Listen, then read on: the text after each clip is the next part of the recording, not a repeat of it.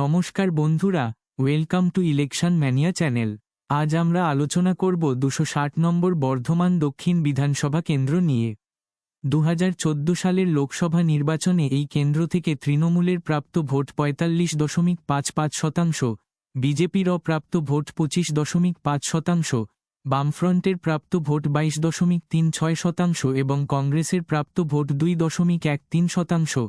এই কেন্দ্র থেকে তৃণমূলের মমতাজ সংঘমিত্রা বিজেপির দেবশ্রী চৌধুরীর থেকে 37,528 ভোটে এগিয়েছিলেন।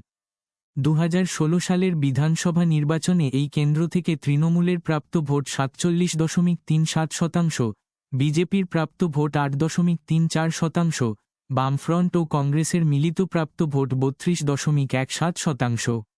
এই কেন্দ্র থেকে তৃণমূলের রবিরঞ্জন চট্টোপাধ্যায় বামফ্রন্টের আইনুল হককে 29,438 ভোটে পরাজিত করেন।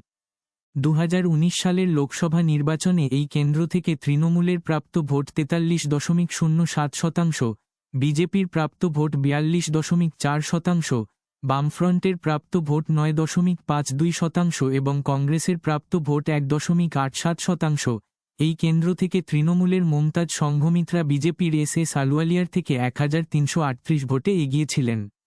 2021 সালের বিধানসভা নির্বাচনে এই কেন্দ্র থেকে তৃণমূলের প্রাপ্ত ভোট 44.32%, বিজেপির প্রাপ্ত ভোট 40.38% এবং বামফ্রন্ট ও কংগ্রেসের মিলিত প্রাপ্ত ভোট 11.37%। এই কেন্দ্র থেকে তৃণমূলের খোকন দাস বিজেপির সন্দীপ নন্দীকে 8,105 ভোটে পরাজিত করেন। 2024 সালের লোকসভা নির্বাচনে এই কেন্দ্র থেকে তৃণমূলের প্রাপ্ত ভোট 45.93%, বিজেপির প্রাপ্ত ভোট 42.32%, বামফ্রন্টের প্রাপ্ত ভোট 9.09% ও কংগ্রেস এই কেন্দ্রে কোনো প্রার্থী দেয়নি।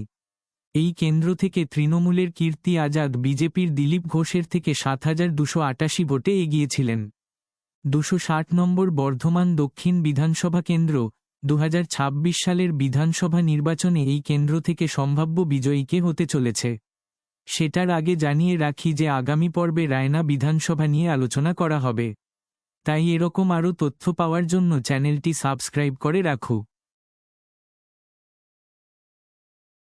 এই কেন্দ্রের মোট ভোটার 2,57,940।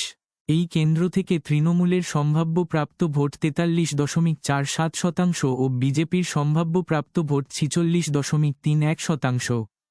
260 নম্বর বর্ধমান দক্ষিণ বিধানসভা কেন্দ্র। 2026 সালের বিধানসভা নির্বাচনে এই কেন্দ্র থেকে সম্ভাব্য বিজয়ী হতে চলেছে।